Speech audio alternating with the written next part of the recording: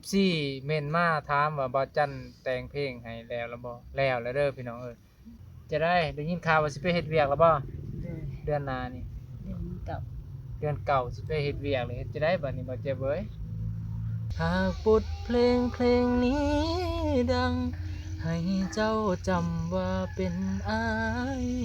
เป็นดังนู้นดูซัดเนาะนี่มาเสียงมาดิมาจะบ่ บ่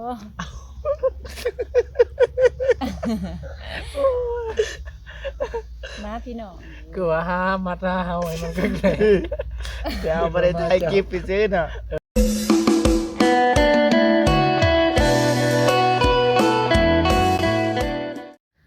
พี่น้องเนาะตอนนี้เปิดภาพมากับอยู่พี่เด้ออยู่บ้านน้องนูพี่น้องเนาะพอดีว่าพี่น้องเนาะอันมื้อนี้มากับเมื่อเว้ากับน้องเพิ่นนั่นแหละเพราะว่าเพิ่นโทรบอกว่าเจ็บว่าสิได้ไปเฮ็ดงานอยู่หม้องอื่นแล้วเนาะเดือนหน้าพี่น้องเดือนเก่าพุ่นแหละเพิ่นสิไปเฮ็ดงานหาเงินพี่น้องเนาะก็วิทย์เสียหยังกาแฟแล้วไปหาเงินเนาะเลี้ยงครอบครัวเลี้ยงลูกเลี้ยงเต้าเนาะบ่จันก็เลยสิเฮ็ดจะได้สิมาถามเรื่องการเฮ็ดเพลงเฮ็ดอิหยังสมมุติว่านะมันจะเป็นไปได้บ่สิสะดวกบ่พี่น้องเนาะเดี๋ยวไปติดตามนำกันเลยพี่น้องสิไปถามเพิ่นพี่น้องสบายดีเด้อ เมื่อกี้ป่ะไปดีเด้อ จะได้มื้อนี้เนาะมาเยี่ยมยามถามข่าวยับไปนะเยี่ยมยามถามข่าวมื้อนี้โอ้สบายคือเก่าพี่น้องเนาะครับข่าวสวัสดีพ่อพี่น้องเบิดสุขที่อยู่ภายในและก็ต่างประเทศยินดีต้อนรับเข้าสู่ช่องจันทพรแบงเบาคือเก่าพี่น้องจะได้ยินข่าวว่าสิไปเฮ็ดเวียกแล้วบ่เดือนหน้านี่เดือนเก่าสิไปเฮ็ดเวียกเลยเฮ็ดจะได้บัดนี้บ่เจ็บเอ้ย จังได้คันดีเห็นเฮ็ดได้หาเงินครับ แล้วยังวะ ว่าสิ บ่ ซื้อ พี่เฮาพี่ แต่เรื่องเพิ่นนั้นดีแล้ว แต่ว่าเรื่องเฮาพี่ ได้เรื่อง สิได้มาหาอีกบ่อยู่นี่ซะ เอ สิ อ ได้มาแวะมายาม บ่น้องเพิ่นก็สิมาติวันเสาร์ วันเสาร์มาอยู่ทุกๆวันเสาร์วันอาทิตย์บ่ได้ คือแต่ก่อนคือกันนั่นแหละเพราะว่าเราน้องเพิ่นเคยไปแต่ว่าช่วงก่อนเนี่ยเพิ่นไปเที่ยวมา โอ้ แต่ว่าบ่ได้นอน เด้อ แต่ว่าบัดอันนี้เพิ่นว่าสิไปนอน แต่ว่าวันเสาร์เราก็มาเฮาก็มาหาวันเสาร์ ตอนแรกวันเสาร์ เออ วันอาทิตย์ วันอาทิตย์เราไปหา บ่ได้พักวันอาทิตย์มันพักเวียก บางทีเราไปเฮ็ดเวียกอยู่ไสเฮาก็ไปนำเด้ 14ข้อมาก็ไปแต่ว่าบ่ได้เฮ็ดเวียกเด้ บ่ได้เห็นน้องหนูแล้วสิว่าน้องหนูไปไหนเอาพี่น้องสิไปเฮ็ดเวียกเดือนหน้านี่วันที่1เดือนเก้า เด้อ ยังดนอยู่ นี่จักวัน10ปลายวัน 3มื้อโอ้ยังดนอยู่ 3ถือว่าดนอยู่ มาตอนแรกนี่กินข้าวแรงแล้วบ่ เนี่ย ยัง อยู่นำกันเบิดมื้อ หดแรงแล้วได้พี่น้องพี่น้อง อยู่นำกันบ่ได้ไปไสกิน นี่แหละพี่น้อง มาอีกแล้ว FC เม่นมาถามว่าบ่จันแต่งเพลงให้แล้วบ่แล้วเด้อพี่น้องแต่ปัญหาก็คือยานว่าสิได้เฮ็ดอยู่บ่สิได้ถ่ายอยู่บ่คันว่าไปเฮ็ดเวียกโดนปานใดประมาณจักเดือนกะว่า ก็สิเฮ็ดประจำเลย เฮ็ดประจำเลยบ่โอ้ ยามเก็บกาแฟสุกก็มาเก็บ เฮ็ดได้ช่วงว่างคันเฮาอันนั้นก็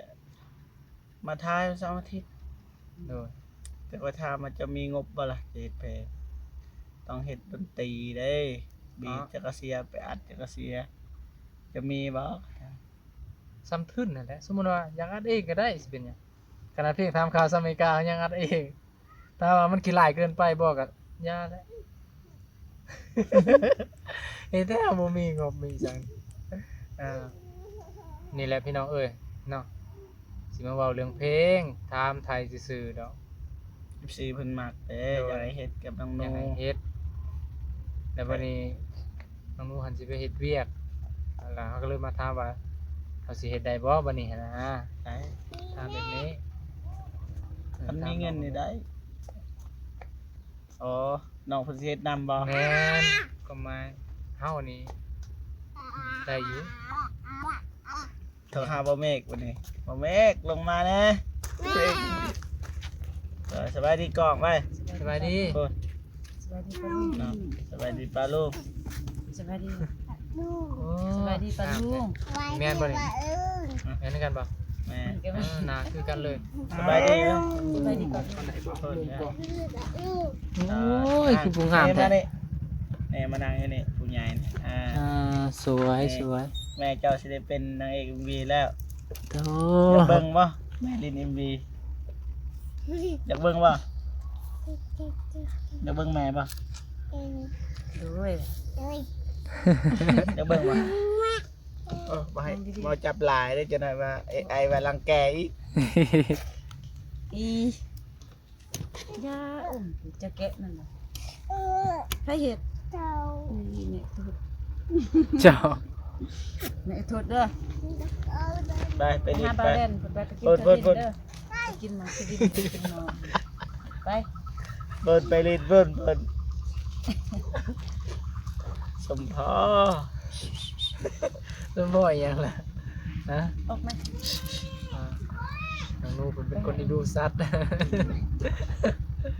ไปอูแล้ว อู้ยสัตว์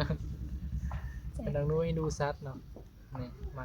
เลี้ยงมาดิมาจะบ่ บ่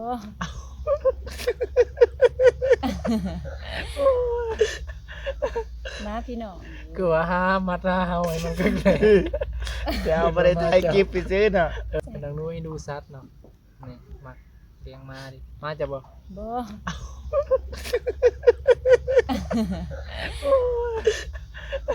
มาพี่น้อง กลัวหามัดหาเฮาให้มันก็เลย เดี๋ยวบ่ได้ถ่ายคลิปไปซื้อน่ะหามัดแล้วหาเฮาอย่างนั้นแหละ มาพี่น้อง คิดว่าจะมาแต่ มาพี่น้องป่ะ บ่คนมักเลี้ยงส่งมันกันมา โอเคมาบัดนี้ถามมั้งน้องนุ่มเพิ่นสิว่าจังไดมื้อนั้นได้เฮาก็ถามแล้วได้ส่วนบ่เตียง อ้าวถามมันน่ะก็เฮาบ่ฮู้ได้ว่าสิไปเฮ็ดเวียกเนาะคิดว่าอยู่นี่บ่มีเวลาเฮาก็มีเวลามาหาเนาะก็เพิ่นสิอยู่เรือนแน่บัดอันนี้แหละโอกาสหันสิมื้อที่มื้อเดียว มาแต่เฮ็ดเวียกแล้วก็หวังสิพักผ่อนนะสมมุติสิได้บ่ เฮ็ดอะไรซะ นี่ถามอยู่ไกลกัน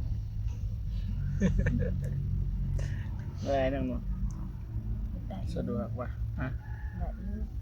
ได้อยู่ ได้อยู่ ได้อยู่คันบ่ตัวเนาะ แม่น ได้อยู่คันบ่ตัว บ่ใส่ประไหม ได้นะธรรมศาสตร์เลย ได้อยู่นางเอกนางเอก MV แล้วก็หาพระเอกบัดบ่เมฆบรรหาบ่เมฆพุ่นละ นี่อันนั้นน่ะฝากหักถึงใจดิบ่ได้อยู่คนลูกไกลเลยคนละเวลา โทรมานะ แม่น ซื้อเพลงได้เด้อ ซื้อเพลง น่ะขออภัยพี่น้องฝากหักถึงใจ เนื้อเพลงหันเบิ่งโหลดคนหักกัน2คนอยู่ระยะที่ว่าบ่ได้อยู่นํกัน ข่อยก็อยู่พุ่นเจ้าก็อยู่พี่ฝากหักถึงใจเด้ บ่เมฆก็ถ่ายคลิปอยู่หั่นนะแม่แล้วก็โทรหากัน แม่นหากบทเพลงนี้ดัง ให้เจ้าจำว่าเป็นอ้าย อ่า ฝากหักส่งถึงใจเด้ เออ เด้ประมาณนี้แหละ ลอง เฮ้ เอา ย ตอนหนึง เท่านึงบ่ ได้เลย คำนี้ที่จังคำนี้ที่เขียนบอกกับเจ้าตลอดว่าบอกฮักคำนี้ที่อยากบอกว่ามันอย่ากอดเจ้าแห้งนะจึงเขียนเป็นบทกลอนฝากให้น้องนะที่รักประมาณนี้ เอาทวิตหากบทเพลงนี้ดังอ่ะ แม่ จะต่อแต่หันบ่ หากบทเพลงนี้ดัง ให้เจ้าจำว่าเป็นอ้ายฝากหักส่งถึงใจปลายทางให้กับน้องฝากคำหาคำห่วงใยฝากไปเจ้าของ เออ ขอความที่เขียนกล่าว ให้เจ้าอ่านก่อนนอนลมหัวลงใส่หมอน ก่อนนอนบอกฝันดี ประมาณนี้ อ๋อ พอดีปั๊บเลย ม่วนบ่ โอ้ ลิ้นใช่ป่ะเพลงนี่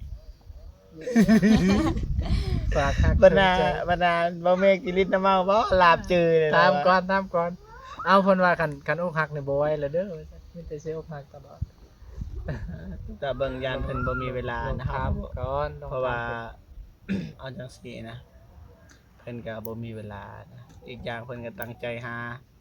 ย้อนหยังจังว่าจังซั่นเพิ่นหั่นคือไอ้เตียงบ่มีรายได้ โดย กำลังสร้างซองไม้บัดนี้สิหยุดมันก็บ่ได้บาด แม่น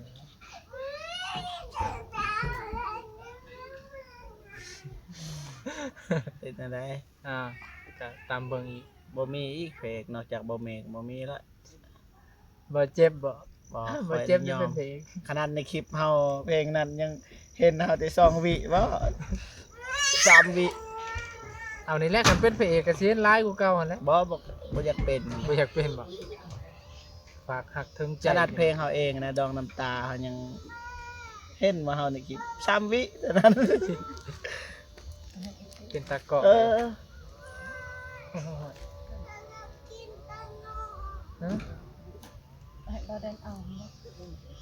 ไปขึ้นไปกินอยู่เทิงไปน้องนูไป ไม่อยาก อย่าให้ ไป ไอ้นี่ ไป เด้อ ของเลย ไปกินขนม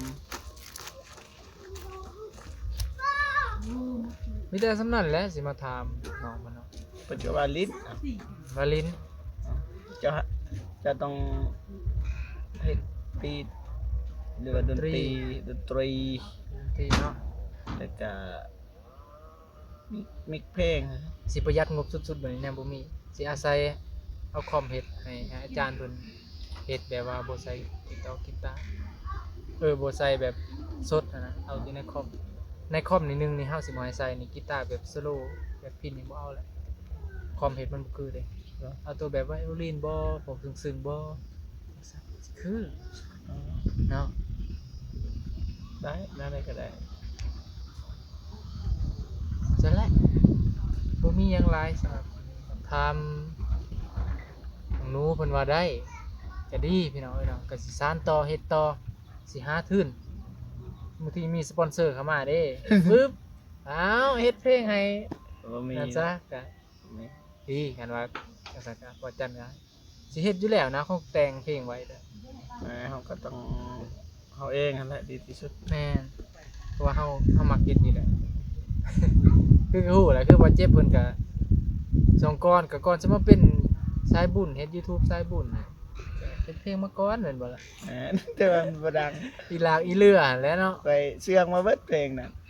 ไปเฮ็ดเองมิกเองเด้ โอ้ แต่ว่า เป็นอันมือมิกพุ่น แม่นแต่ว่าเฮานี่มันบ่ได้นะ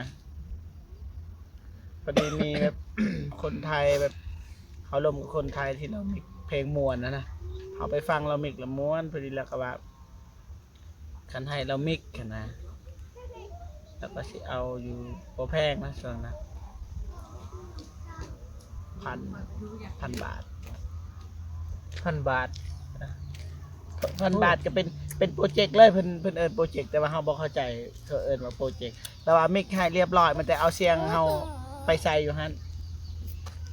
มิกโปรเจกต์อีหยังโปรเจกต์ดนตรีบ่หรืออีสังโปรเจกต์เพล มิ ง ก แบบ มิก เฉพาะมิก ระบาดสมบูรณ์เลยตัวเองมิกไว้เลยมันแต่ถ้าอันนั้นก็มันจะเอา ไปไหมไป ไปเปลี่ยนคีย์ซื่อๆคีย์ห้องให้มันเข้ากันมิกทุกอย่างเพิ่นเฮ็ดเป็นโปรเจกต์เพิ่นว่าเฮ็ดเรียบร้อยนะ1,000 บาทแล้วว่า อ๋อ อันมิกแต่ก่อนก็500เราเอาแต่ก่อนในโดนได้ตัวนั้นที่เขาถามเดี๋ยวนี้ถ้าติดต่อก็ได้อยู่แต่ว่าเฮาบ่เข้าใจว่า ตัวอย่างของเฮาบ่มีปลั๊กอินที่เรามิกเด้เฮ็ดแนวใดซะคือเฮาเคยเข้าไปเอาฟรีแล้วนำเขาแต่ว่าเขามิกเรียบร้อยนะบัดเฮาเข้าในหันมันบ่มีปลั๊กอินตัวนั้น อ้าวเครื่องมิกมันก็มิกได้ทุกดนตรีแต่ว่า บ่แล้ว แม่นส มั มัน น บ่มีปลั๊กอินเด้ก็คือ Face Air เด้อย่างมันมี Face Air ในคอมมันบ่มีออโต้จูนในคอมบ่มีก็ต้องโหลดมาเองอะนะอันนั้นเอาแต่เฮาโหลดบ่เป็นบัดนี้ปัญหา Face Air คอยพยายามแล้วเดือนหนึง แม่นสบ่ คอยโหลดบ่ได้ บ่นะบ่ พวกนั้นน่ะมีแบบปลักอินที่มีแบบเขาบอกตัวนี้ตัวนี้บัดคอยเข้าไปเสิร์ชบ่เห็นก็มี มันก็เลยบ่คมเขาบ่อยากสิมิกเองไปมิกมัวมิกสัวเลยจอยสบายจะนอนก็นอนนะ สักยาเลยบ่สักยา มาขอได้ขนม นาคือกันแท้ๆสองคน ขอบคุณ เนาะ ขอยบ่กินเนาะขอยไปสิจะได้เบิดจะให้ก็ให้ ตอนนี้เจ้าใจดีตอนนี้เบิดแล้วก็ให้เจะให้นะบ่าวเด้มาพี่มาเอาขนม นี่แหละพี่น้องเอ้ยเนาะก็ได้อยู่สั่นแต่ว่าเฮาพยายาม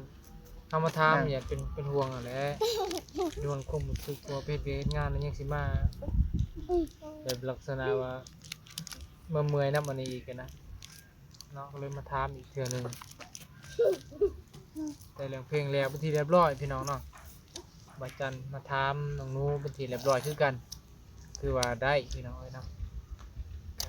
นี่แหละสำหรับคลิปนี้ก็บ่มีหยังพี่น้องมาถามเพิ่นได้ก็โอเคยินดีคือกันเนาะเวลาว่างก็พูดแหละคือเพิ่นว่าวางวันเสาร์วันอาทิตย์วันเสาร์นี่บ่ว่างแล้วเพราะว่าเฮ็ดเวียกตอนแรกเพิ่นจังมาก็ว่างแต่วันอาทิตย์ วันศุกร์ วันเสาร์ตอนแรก เสาร์ใดตอนแรกวันเสาร์แสดงว่ามือเดียว วางมื้อเดียวเลยบ่ได้เฮ็ดเวียก เวียกงานเพิ่นเด้นี่ แม่ ส่วนนี้ นั่นแหละย่านแบบนั้นมีแต่ว่าคัน ฟั ว่าง ได้ เบิ่ง เนี่ยฟังเบิ่งสละเวลาเอาบางมือหนึง คันเฮาไปซอยก็เพราะว่าแต่เฮานี่บ่ได้ไปซอยบัดนี้บัดนี้ เนาะคอยเวียกได้เนาะมีแต่สำนันแหละพี่น้องเอ้ยเนาะอาจารย์ก็สิขอจบคลิปก่อนพี่น้องเอ้ยเนาะขอบใจผู้ใหญ่เพิ่นที่ติดตามเนาะ FC หลายๆคนคอมเมนต์ติดตามอาจารย์ก็ได้ FC ทานเดียวกันกับบ่เจ็บทีมงานทุกคนเนาะแล้วก็ขอบใจ FC ทุกคนรวมทั้งผู้ใหญ่เพิ่นเนาะอาจารย์ก็ขอลาไปก่อนสำหรับคลิปนี้เนาะพบกันใหม่คลิปหน้าบ๊ายบาย